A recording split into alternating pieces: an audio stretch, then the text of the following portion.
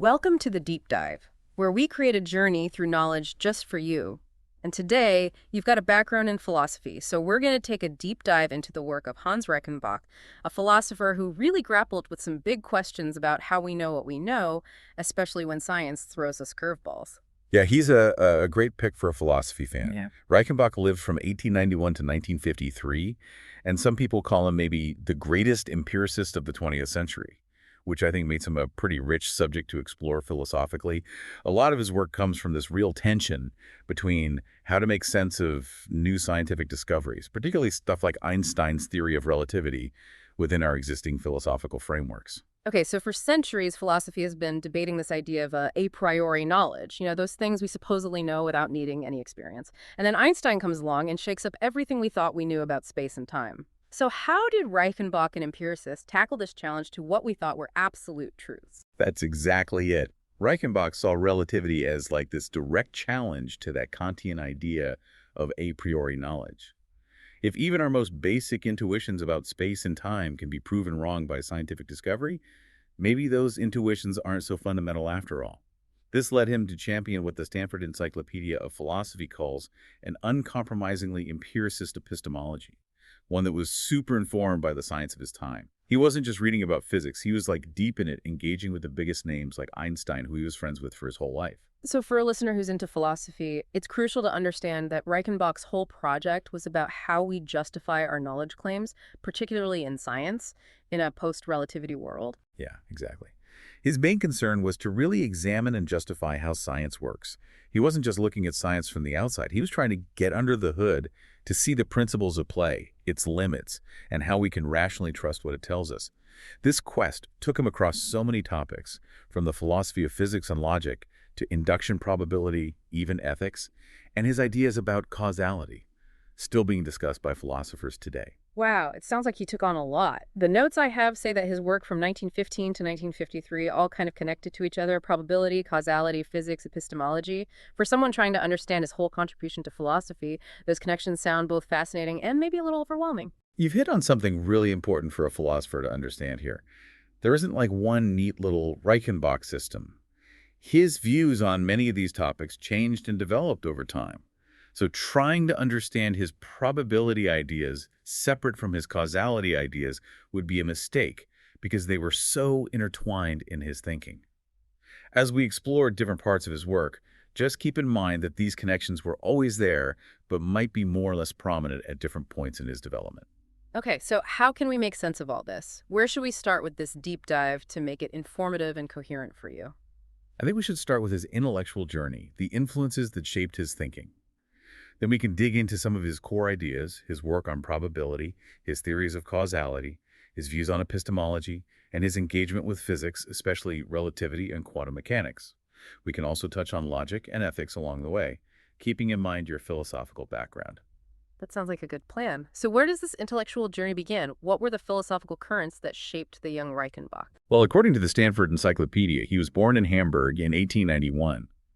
He was actually really involved in socialist student movements. He had a diverse academic journey, starting with civil engineering and then moving on to physics, philosophy, and math. He learned from some of the best minds at the time, folks like Ernst Cassirer, Max Planck, and David Hilbert. Interestingly, he kind of had to do his doctoral dissertation on his own because the neo-Kantian Paul Nitorp wouldn't supervise him.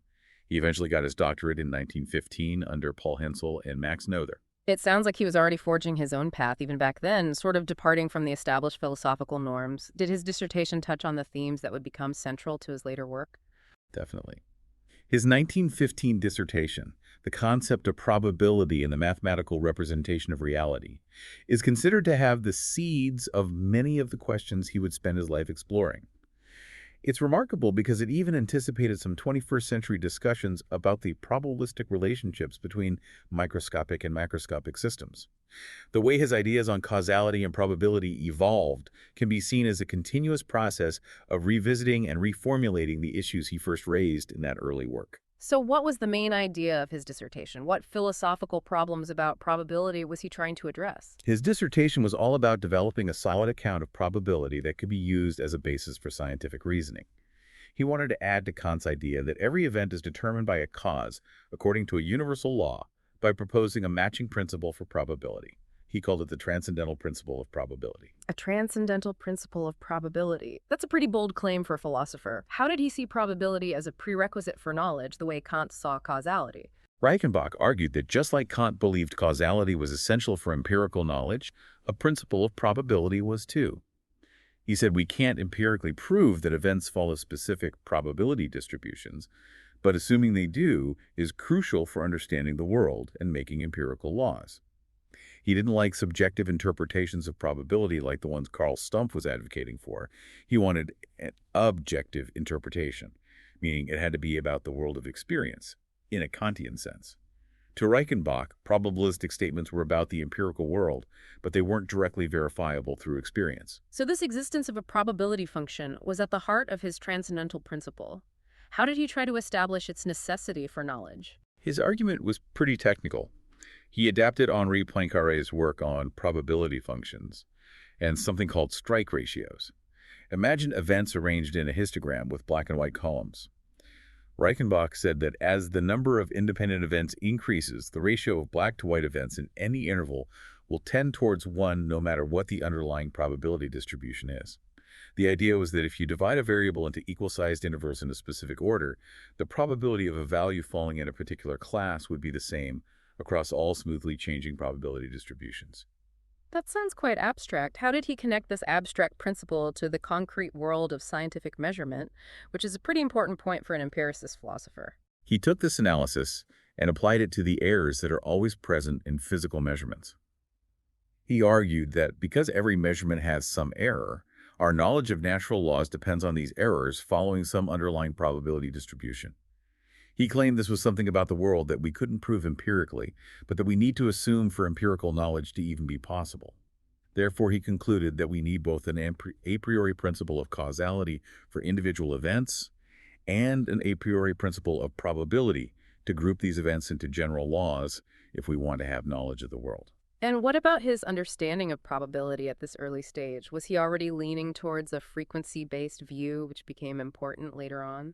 He didn't explicitly say in his dissertation, but he implied that probability statements were about the frequencies of events that are causally independent, an idea that later probability theorists would refine into the concept of independent, identically distributed events. He saw these frequencies as existing in both observed and unobserved collections of cases. It's fascinating how early in his career he was already wrestling with these really fundamental questions about probability and how it connects to our understanding of reality. The source material mentions that his connection to Kantian ideas kind of went back and forth. How did his philosophical views change after his dissertation? While he might have changed his terminology, the Stanford Encyclopedia says that Reichenbach stuck with the central idea of his dissertation, that to establish any empirical law, you need some kind of super-empirical assumption about probability. He kept arguing this through the 1920s. But as he got more involved in Einstein's work, he started to question whether these fundamental principles were really a priori. By 1930, in his essay, Causality and Probability, he had replaced the principle of probability with the principle of induction. That's the idea that regularities and frequencies we see will continue to hold true in the future, even for cases we haven't observed yet. How did he try to justify this principle of induction? Did he still see it as foundational for knowledge, which is a pretty big question for a philosopher of science? At this point, his justification was a blend of what are described as loose convergence arguments, kind of hinting at his later straight rule of induction and a nod to the role of psychological habit. He disagreed with the conventionalist view that induction was just a useful tool for organizing science. He said that view couldn't explain why we prefer simpler explanations. But his reasoning for this preference wasn't super clear in that particular essay, and he kind of came back around to a Kantian principle, but added that probability claims themselves rely on induction. It sounds like he was trying to have it both ways. If our understanding of probability needs induction, how can induction itself be based on probability? That seems kind of circular, doesn't it? Yeah, that's the tension in his evolving thought. He said that to say probability laws don't hold would be contradictory because that statement itself is a prediction about the future regularity of events. And that prediction would rely on the principle of induction to have any meaning. So it's a complex picture of his foundational ideas. What about the connection between causality and probability during this time, before his major work on probability in 1935? The Right. source material suggests it was a bit unclear. Yeah, between 1915 and 1935, Reichenbach's writings often blurred the lines between how we know about causal relationships and what causality actually is, especially how it relates to probability. In his dissertation, in a paper from 1929, he seemed to believe in deterministic causal events. But in his 1925 essay, The Causal Structure of the World, he seemed to consider probability the more fundamental concept. Later, he'd say this 1925 paper actually foreshadowed the randomness of quantum theory because it allowed for the possibility that even with perfect measurements, we wouldn't necessarily find deterministic laws. By 1930, in Causality and Probability, he explicitly talked about causality as regularities we see in populations rather than deterministic links between specific events. He attributed this change in thinking to Boltzmann's work on gases. So, a pretty big shift in how he understood causality, moving from the deterministic view to a more probabilistic one focused on populations. This must have set the stage for his more developed probability theory in the mid 1930s. Exactly. Separating causality and probability and seeing causality as something that emerges from probabilistic processes meant he needed a new foundation for probability itself. Reichenbach started leaning towards a view of probability as a property of sequences of events, probably influenced by his colleague, Richard von Mises. It's interesting that his 1925 essay was also an early attempt to explain why time seems to flow in one direction, using ideas about causal and probabilistic asymmetries. He introduced the concept of probability implication, although that first version had some problems. Okay, so we've seen his early engagement with Kant, his shift towards induction, and his changing views on causality and probability. Now we come to his big 1935 book, The Theory of Probability. This must have been really important for laying out his mature perspective on the topic for other philosophers. Yes, it was meant to be a comprehensive statement of his theory. It's interesting, though, that the source notes say he didn't acknowledge the influence of Richard von Mises, whose work on the foundations of probability was very similar and is discussed a lot in the book. He did, however, credit Valentine Bargmann for some of the math. So, what were the key points of his theory in this book? What were the basic principles he proposed? He moved away from his earlier system of 10 axioms for probability implication and proposed a new set of 4 axiom schemes: univocality, normalization, addition, and multiplication. Univocality was about making sure that if a probability exists for something, it only has one value. Normalization guaranteed that probabilities would always be between 0 and 1. Addition was his way of saying that the probability of either of two mutually exclusive events happening is the sum of their individual probabilities. But his version only worked for a finite number of events. And multiplication was basically the standard chain rule of probability. How did these axioms compare to what was going on in math at the time, especially Kolmogorov's work? For a philosopher looking at the basis of a concept, the formal structure is crucial. The Stanford Encyclopedia points out some similarities and differences. Univocality is just assumed in Kolmogorov's system, where probability is defined as a function. Reichenbach's normalization is like Kolmogorov's first 2 axioms about the limits of probability. His addition axiom was a limited version of Kolmogorov's, which allowed for infinite sums. And while Reichenbach included multiplication as an extra axiom, it can be derived from Kolmogorov's first 3 axioms. A big difference was that Reichenbach didn't specify the sample space of probabilities, which is a crucial assumption in Kolmogorov's framework, where it's a sigma field, a mathematical structure that ensures probabilities behave consistently. So Reichenbach's approach was axiomatic, but maybe it wasn't as rigorous or general as Kolmogorov's? That's something a philosopher interested in the formal aspects of probability would want to know. That's a good point. The source mentions that Reichenbach went on to show that finite frequencies fit his 4 axioms. He saw all probabilities as frequencies within larger sequences, kind of like conditional probability. But his axioms were weak, so lots of different structures could satisfy them. His work didn't provide a comprehensive way to uniquely represent probability in terms of frequencies. And what about his effort to ground probability in the actual properties of sequences of events, similar to von Mises' frequentist approach? How did those ideas develop? Reichenbach did try to establish a foundation for probability, but he was critical of what he saw as von Mises' weak definition of a random sequence. He wanted to define a less strict, but in his view, more workable property called a normal sequence. His normal sequences kept 2 key features of random sequences: the lack of any predictable pattern from past events, and the fact that the limiting relative frequency doesn't change when you select subsequences. No predictable pattern, and unchanging frequency with subsequences, those sound like crucial features of anything we'd think of as random, or at least behaving well from a probability standpoint. How did Reichenbach define these concepts? In simple terms, unchanging frequency with subsequences meant that the probabilities of events in any infinite subsequence you pick, based only on the order of events in the original sequence, would be the same as in the original sequence. No predictable pattern was meant to capture the idea that knowing the beginning of a sequence shouldn't help you predict the next event better than knowing the overall limiting relative frequency. But Reichenbach's definition wasn't actually based on the beginning of the sequence, but on subsequences picked using specific rules. The source material mentions that his definitions had some issues and might have watered down the usual idea of randomness.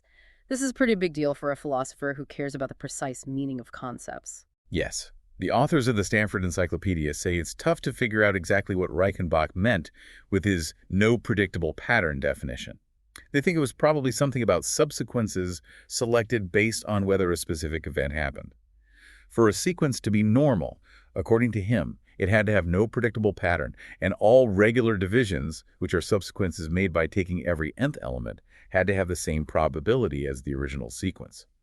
This condition of regular division seems to be the basis for his strong stationarity principle for infinite time series. So by limiting how you can select subsequences, he might have broadened his idea of probability to include sequences that weren't strictly random or statistically independent. That could be controversial for a frequentist theory. Yes, that's the implication. It seems like he accepted this weaker definition of randomness to get around some of the problems with defining truly random sequences, and to make his idea of probability work for sequences that might have some dependencies. In his later writings, he even suggested that as long as a sequence eventually settles on a stable frequency, probability could be applied to the individual events. We've really dug into his probability theory. How did other philosophers and mathematicians react to it? The source material says there was a lot of criticism. Yeah, it's true.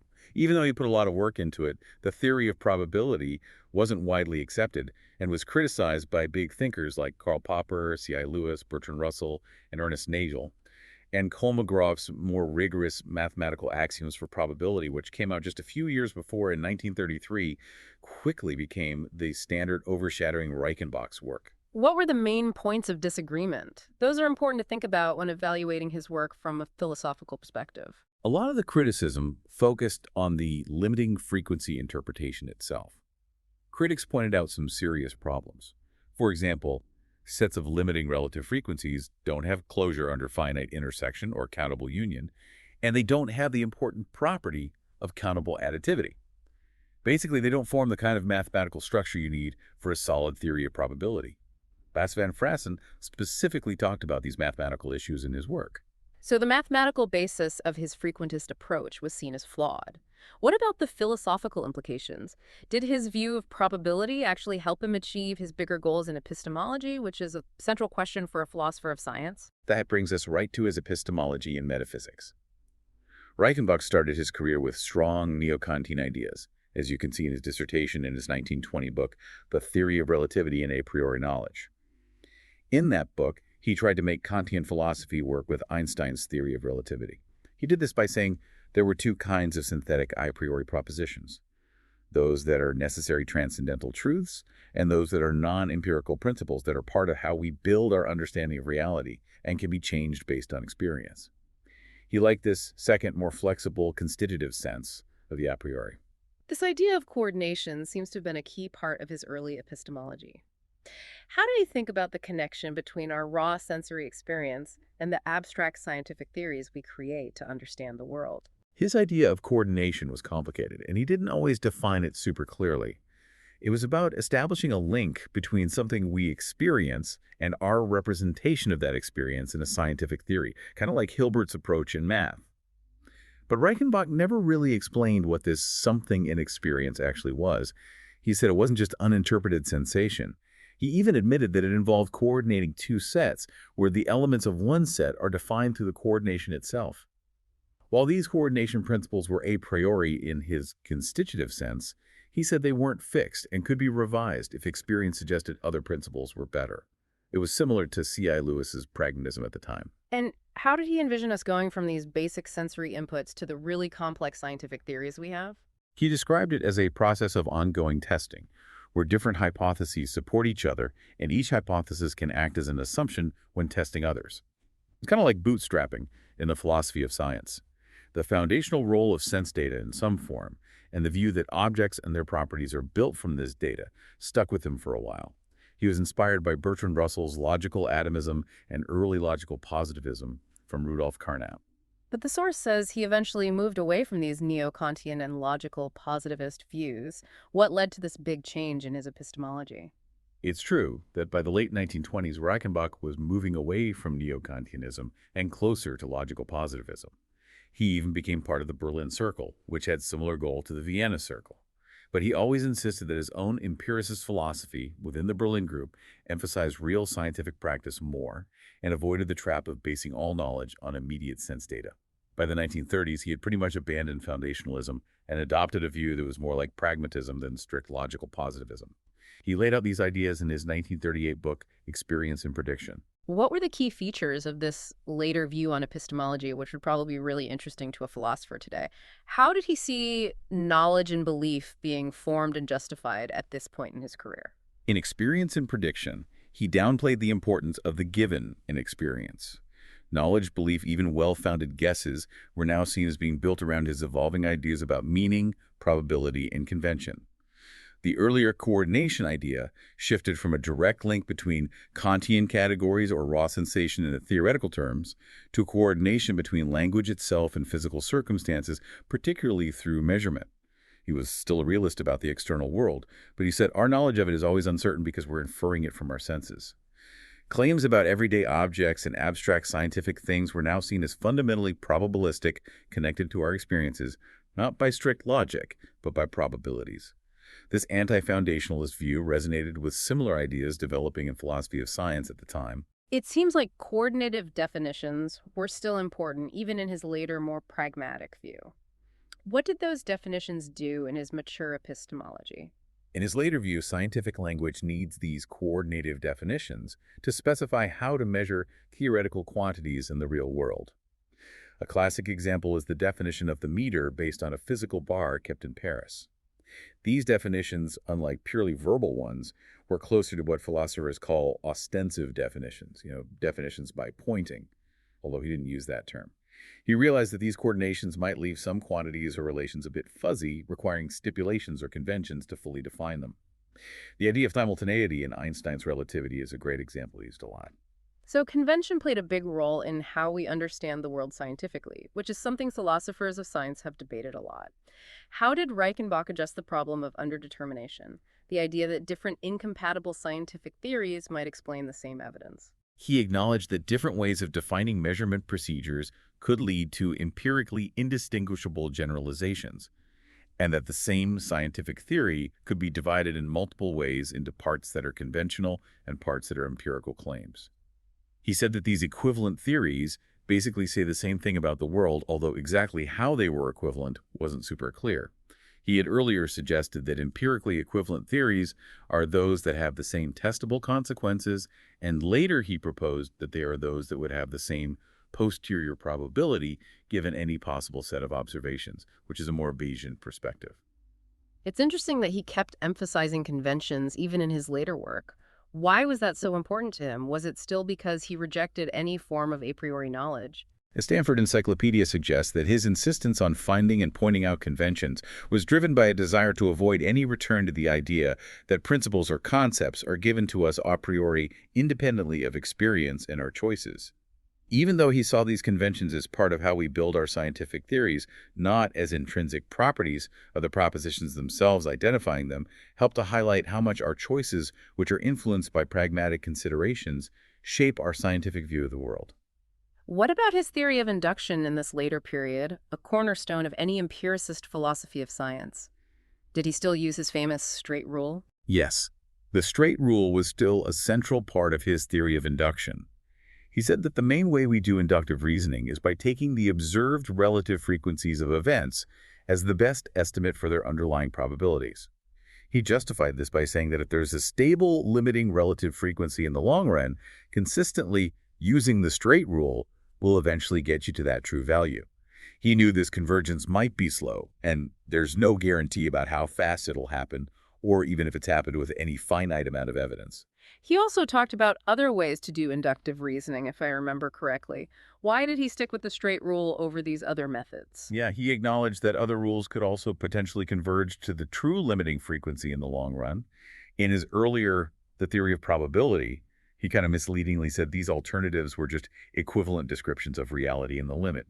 But in his later book, Experience and Prediction, he dismissed them because they were riskier than the straight rule. And what about those foundational philosophical claims that empiricists often struggle with, like whether the external world exists? How did he approach these questions from his anti-foundationalist perspective? He argued that the probability we should assign to those big claims should be a blind posit, basically a guess based on the best available information and pragmatic considerations. For example, he believed in an external world, not because it can be logically proven from experience, but because assuming it exists would lead to a more consistent and useful system of causal laws. He used the analogy of seeing shadows of birds on the walls of a cube to illustrate how regularities in our subjective experience could make it highly probable that there are external objects causing those patterns. His views on epistemology and induction are complex and have sparked a lot of debate. The source mentions his disagreements with C.I. Lewis and Karl Popper specifically. What were the core issues they disagreed on? His debate with C.I. Lewis, who was a big name in probability and pragmatism, was about whether some things we know from experience have to be absolutely certain for anything else to be probable. Lewis believed that if anything is probable, something must be certain, suggesting a foundational role for immediate experiential knowledge. Reichenbach strongly disagreed. He argued that our experience directly gives us probabilities for claims about objects and events, not absolute certainty about our own subjective experiences. These initial probabilities, he said, can always be revised based on more experience. His main criticism of Karl Popper's The Logic of Scientific Discovery was that probability is essential to the process of falsification of scientific theories. Popper disagreed with this. And Ernest Nagel, another prominent philosopher of science, was also critical of Reichenbach's work, especially his frequentist view of probability and the issue of assigning prior probabilities to theories in a Bayesian framework. Yes. Nagel's critique pointed out some fundamental problems. He questioned the logic behind Reichenbach's probability implication and highlighted issues with how he proposed evaluating scientific theories. He specifically criticized the idea of judging a theory by counting how many of its logical consequences are true. A major point of disagreement was how to assign prior probabilities to scientific theories if you have a strict frequentist view of probability. Nagel pointed out that it's impossible to have a frequentist prior probability for a brand new theory because we don't know the relevant reference class or which theories will turn out to be true. Reichenbach's responses to these criticisms were often seen as defensive and not very convincing. One of Reichenbach's most famous contributions to philosophy of science is his distinction between the context of discovery and the context of justification. But the source material suggests his original idea might have been different from how it's used today. Yeah, that's an important clarification that's often overlooked. In an early essay from 1922, he actually seemed to argue against separating these two contexts. It was later in his 1935 review of Popper's work, and more clearly in Experience and Prediction, and his response to Nagel in 1938, that he fully explained the distinction. He first used it in relation to math and then expanded it to science. He saw it as a way to separate the objective logical relationship between a theory's premises and its conclusions, the context of justification, from the subjective psychological process of coming up with those premises or the theory in the first place, the context of discovery. So for Reichenbach, the context of discovery wasn't about how scientists come up with new ideas, but about the search for the objective inductive relationship between a theory and the evidence. Exactly.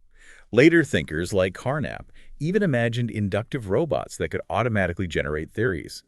Hempel questioned whether a logic of scientific discovery was even possible. Reichenbach didn't really focus on the actual cognitive processes behind new hypotheses. He was more interested in how those hypotheses are justified, using his straight rule of induction and Bayes' rule with what he considered objective prior probabilities. This brings us to Reichenbach's extensive work in the philosophy of physics, which was a big part of his career and intertwined with his broader philosophical interests. Absolutely. Reichenbach was almost entirely focused on physics. He didn't think chemistry was very scientific, and he was open to but still critical of the possibility of non-physical explanations in biology. Interestingly, the source mentions that he even thought Freud's psychoanalytic theories were scientifically valid.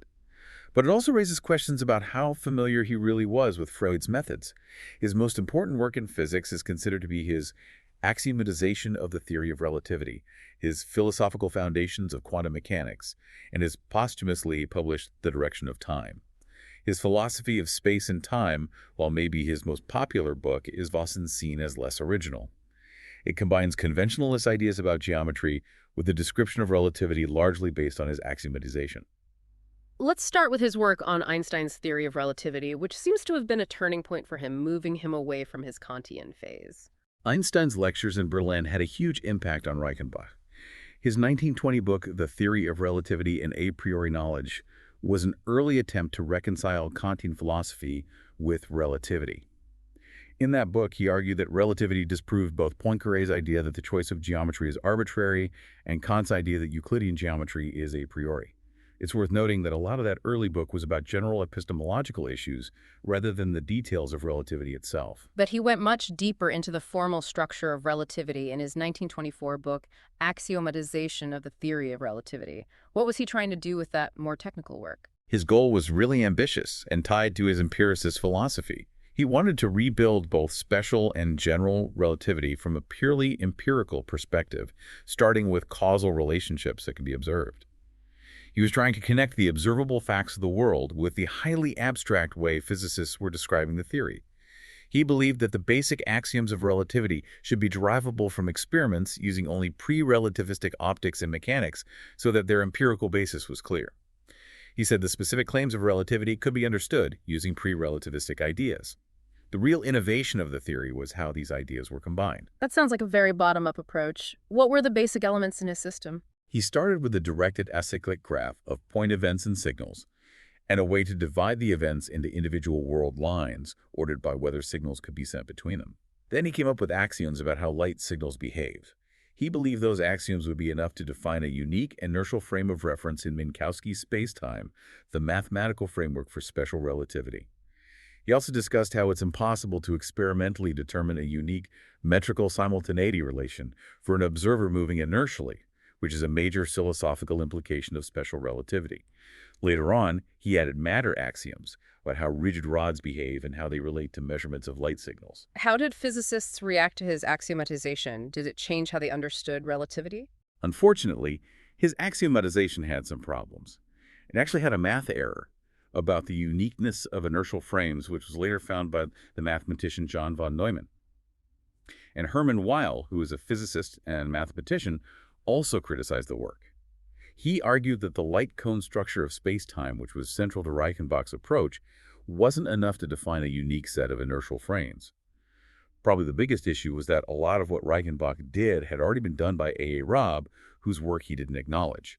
The fact that he didn't seem to be aware of the relevant English language literature on relativity was a problem.